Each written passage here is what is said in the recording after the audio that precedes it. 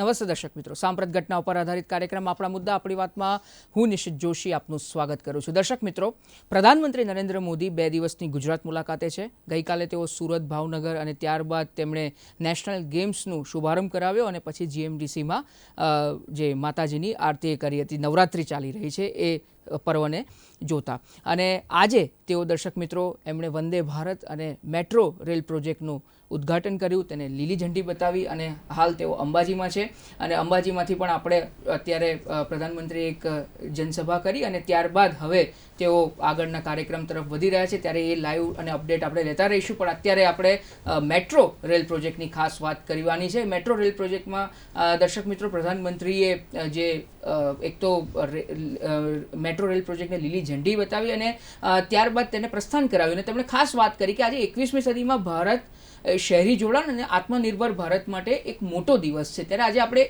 કઈ રીતે આખો મેટ્રો રેલ પ્રોજેક્ટની વિશેષતા છે તેનું વિશદ છણાવટ કરીશું. આ ચર્ચા કરવા માટે આપણી સાથે સ્ટુડિયોમાં ઉપસ્થિત છે 2 મહેમાનો. દર્શક મિત્રો, આપણી સાથે ઉપસ્થિત છે રાઠી સાહેબ, જેઓ સુમિતસિંહ રાઠીજી, જેઓ ડાયરેક્ટર છે ગુજરાત મેટ્રો રેલ પ્રોજેક્ટના. રાઠી साहब, बहुत बहुत स्वागत है आपका.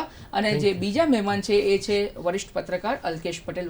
अल्केश भाई, आपનું પણ ખૂબ ખૂબ સ્વાગત છે. राठी साहब, पहले तो आपके लिए भी, आपको भी बधाई. ये प्रोजेक्ट अभी बहुत अच्छा प्रोजेक्ट था, शुरू हो गया और अभी शायद 2 अक्टूबर से ये एक्टिव हो जाएगा, सभी लोग सफ़र कर पाएंगे.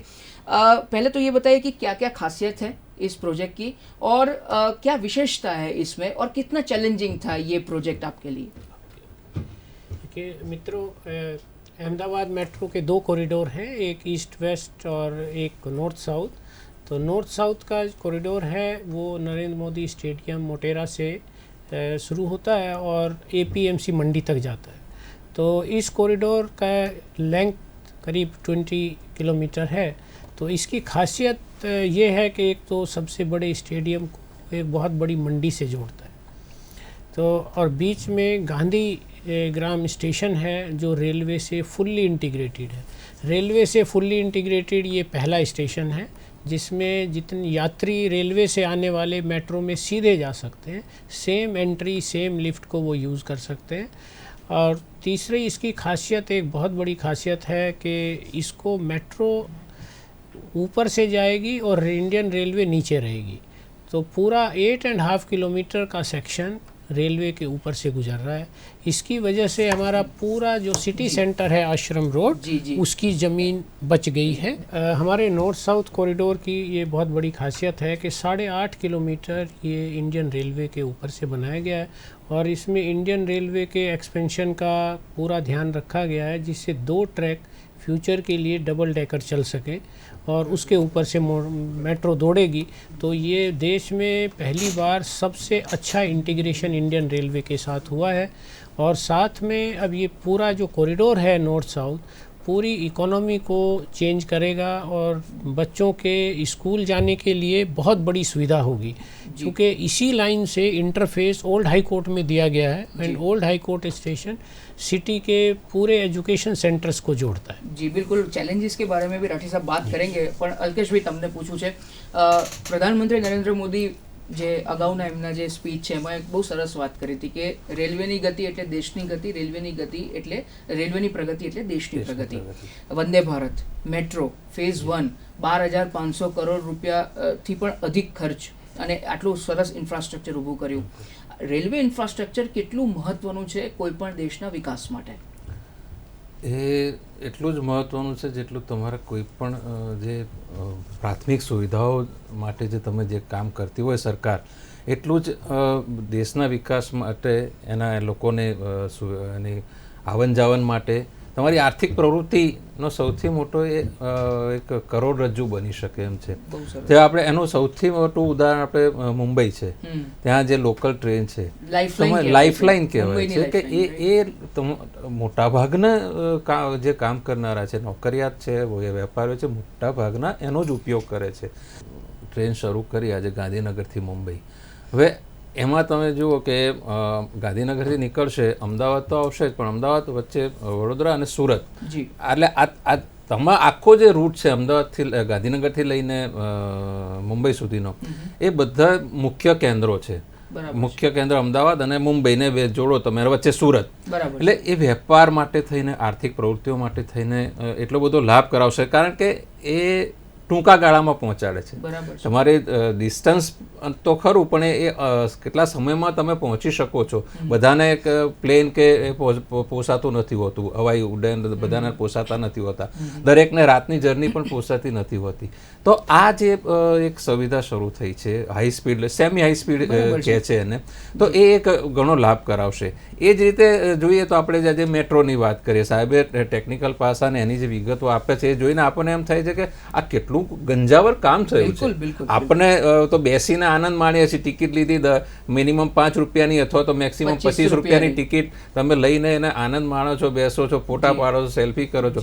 પણ આ લોકોએ જે કામ કર્યું છે અને એની પાછળ જે સરકારની પણ જે સાથ છે, પ્રજાનો પણ જે સાથ છે, એ જોતા એમ લાગે છે કે આ બહુ સરસ કામ થયું છે. અને ઇન્ટિગ્રેશનની જે વાત થઈ છે, કાળુપુર સ્ટેશને પ્લસ ગાંધીગ્રામ સ્ટેશને અને જૂની હાઈકોર્ટ, આ જે કામ થયું છે ને એના કારણે તમારે જે બધા જ પરિવહનના જે બધા જ સાધનો છે તમે એક જગ્યાએથી મેળવી શકશો અથવા ત્યાં બદલી શકશો. એટલે આ બહુ મોટી વાત बहुत मोटी बात है। राठी साहब, जैसे मैंने चुनौतियों की, कितना चुनौतीपूर्ण कार्य था ये, कैसे कैसे हर्डल्स आए, चाहे टेक्निकल कहो या दूसरे हर्डल्स की बात करें, और कैसे आपने इस हर्डल से बाहर निकले और ये काम को सफल अंजाम तक पहुंचाया आपने? देखिए, नॉर्थ साउथ जो हमारा कॉरिडोर है उसमें हमारे सामने चैलेंज थी रेलवे के साथ साथ काम करना। इसी लाइन पे रेलवे का ब्रॉड गेजिंग चल रहा था, तो वो भी काम कर रहे थे ग्राउंड लेवल पे, और हम लोग काम कर रहे थे 17 मीटर हाइट पर। सो इस कॉरिडोर की हाइट ज़्यादा है बाकी से, बिकॉज हम रेलवे के ऊपर हैं, तो हाइट पे काम करना, और बहुत पास में बिल्डिंग्स थी। इसमें हम एकदम 2-2 मीटर पास से भी बिल्डिंग के हमने मेट्रो का काम किया है, तो उसके लॉन्चिंग करना, सेफली उसको करना और टाइम से करना बहुत बड़ा चैलेंज था। बीच में इसमें ऐसे भी हुआ, कोविड भी आए, 3 वेव कोविड की आई, उसके बीच में गवर्नमेंट का कॉपरेशन, वर्कर्स का कॉपरेशन, उनके लिए कोविड फैसिलिटीज़, तो बहुत अच्छी फैसिलिटी होने के नाते हम वर्कर्स को रोक पाए, तो और हमारा काम जो है सुचारू रूप से चलता है।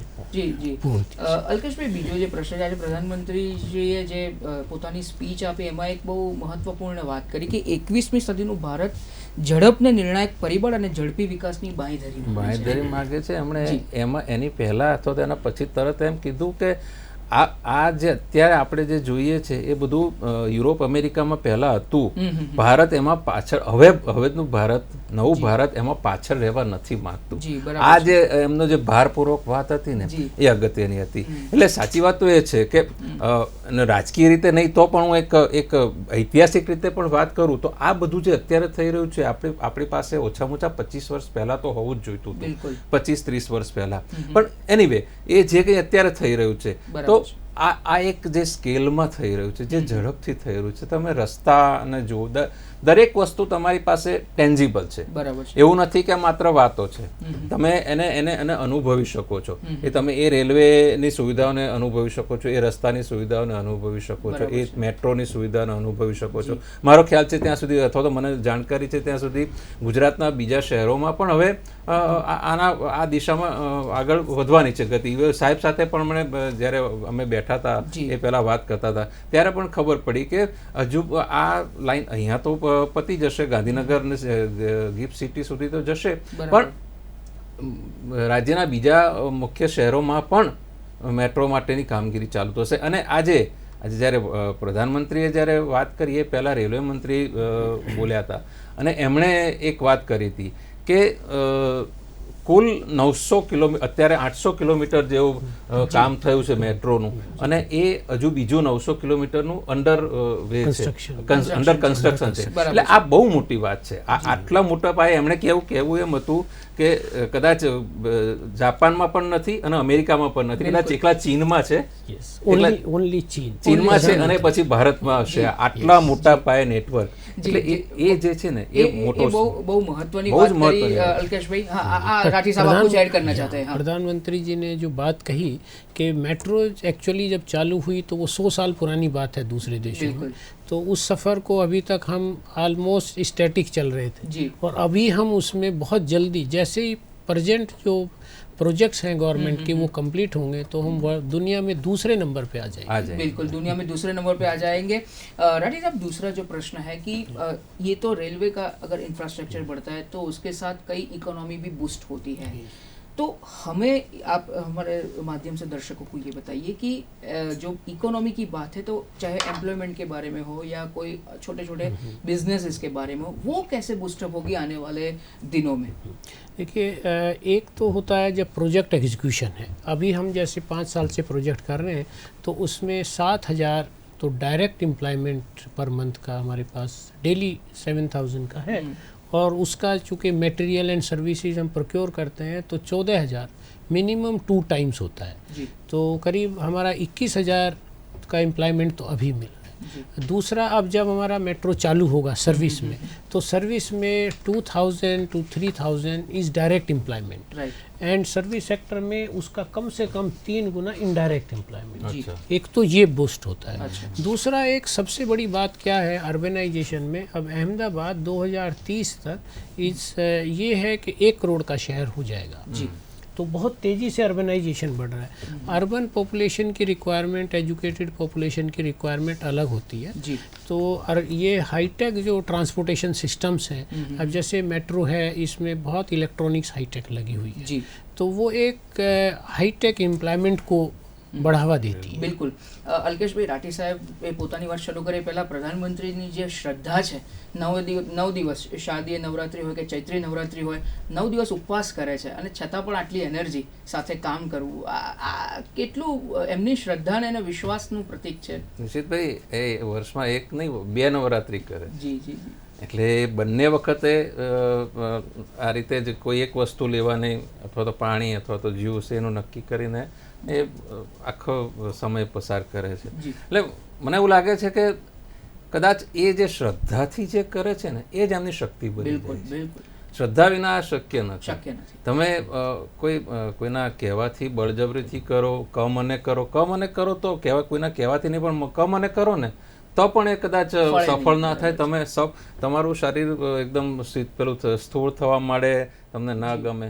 પણ આમાં નરેન્દ્રભાઈમાં એટલી બધી શ્રદ્ધા છે જી જી। અને એ આપણે દરેક વખતે જોઈ શકીએ છીએ. એવું નથી કે અત્યારે નવરાત્રિમાં એ કાશી જાય તો ત્યાં પણ એ જ વસ્તુ જોવા મળશે, બીજા કોઈ પણ ધાર્મિક સ્થાન જાય, સોમનાથ જાય તો ત્યાં પણ એ જે છે ને અંદરથી જે ભક્તિભાવ છે ને એ આપણા માટે, દેશ માટે પણ મને તો લાગે છે કે આશીર્વાદ છે। जी बिल्कुल राठी साहब, हम अपनी बात को आगे बढ़ाते हैं कि आप क्या बोल रहे थे कि इकोनॉमी की बात हो तो इकोनॉमी में एक अर्बन जैसे डेवलपमेंट होता है तो हाईटेक डेवलपमेंट होता है, तो फ्यूचर की नीड है तो फ्यूचर की टेक्नोलॉजी का आना बहुत ज़रूरी है।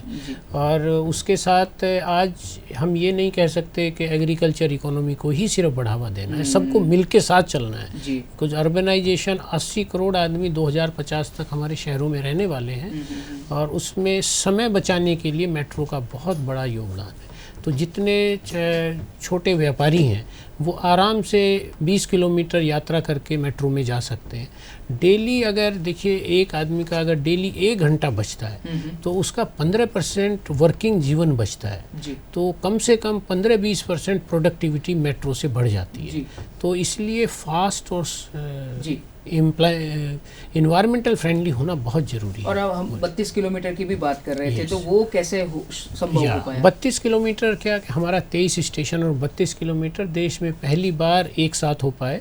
उसमें एक तो हम 4 फ्रंट पे काम कर रहे थे, हमारे कॉरिडोर के 4 पार्ट थे, तो हमने अलग अलग, अब जब हमारा कोविड की समस्या आई और देश में कोविड की वजह से कुछ फाइनेंशियल प्रॉब्लम हुई कुछ कंपनीज को, तो हमने बहुत एडिशनल रिसोर्सेज लगाए। हमने बहुत सारी, हमने 6 लोकल एजेंसीज को काम देना पड़ा। और वो जबकि वो पहली बार मेट्रो में उन्होंने किया पर बहुत अच्छा काम किया, तो उससे हमें बहुत गति मिली। राठी साहब, अंत में एक क्वेश्चन, समय की कमी है, आने वाले दिनों में मेट्रो प्रोजेक्ट कौन कौन से शहरों में अभी इम्प्लीमेंट होने वाले हैं? देखिए, हमारा अभी ऑलरेडी गांधीनगर से काम चल रहा है, तो गांधीनगर से अहमदाबाद और गिफ्ट सिटी को जोड़ने के लिए 28 किलोमीटर का गवर्नमेंट का प्रोजेक्ट सैंक्शन हुआ 2019 में, जो 24 में मार्च तक कंप्लीट हो जाएगा। जी। उसमें ऑलरेडी हम 15 किलोमीटर वायाडक्ट बना चुके हैं, सिविल का काम हो चुका है, स्टेशंस का काम चल रहा है, साथ में सूरत में 40 किलोमीटर का काम तेज़ी से चल रहा है। और उसके बाद में 4 प्रोजेक्ट में गवर्नमेंट ऑफ गुजरात ने स्टडी ऑर्डर की है, उसमें बड़ौदा, भावनगर, राजकोट और जामनगर, और उसकी प्रिलिमिनरी रिपोर्ट हमने गवर्नमेंट को दे दी है। जी। वो गवर्नमेंट के संज्ञान में है। जी बिल्कुल। तो तो ये जैसे अहमदाबाद मेट्रो अहमदाबाद के लिए लाइफलाइन बनी, अहमदाबाद के लोगों के बाकी सिटीज के लिए भी लाइफलाइन बने, ऐसी हम आशा रखते हैं। आप हमारे स्टूडियो में आए और ऐसी चर्चा की, इसके बदल आपका बहुत बहुत શુક્રિયા। અલ્પેશભાઈ આપનો પણ ખૂબ ખૂબ આભાર। તો દર્શક મિત્રો, આ કાર્યક્રમમાં અત્યારે બસ આટલું જ, પણ અંતમાં જતા જતા નવરાત્રિનો પવિત્ર તહેવાર છે ને જે દેવી અપરાધ ક્ષમાપન સ્તોત્રમાં છેલ્લી જે કડી છે એ કહીને હું મારી વાતને વિરમીશ કે મત્સમઃ પાતકી નાસ્તિ પાપદની ત્વત્સમા નહીં એવમ જ્ઞાત્વા મહાદેવી યથા યોગ્યમ તથા ગુરુ, એટલે કે મારા જેવો કોઈ પાપી નથી અને આપના જેવો કોઈ પાપને હણનાર નથી, એવમ જ્ઞાત્વા મહાદેવી, એવું જાણીને હે દેવી આપને જેમ લાગે યોગ્ય લાગે તેમ કરો। આ વિચાર સાથે અત્યારે બસ આટલું જ। આવતા મંગળવારે ફરીથી એક નવા વિષય સાથે, નવા મહેમાન સાથે ઉપસ્થિત થઈશું। ત્યાં સુધી અમને રજા આપશો। નમસ્કાર।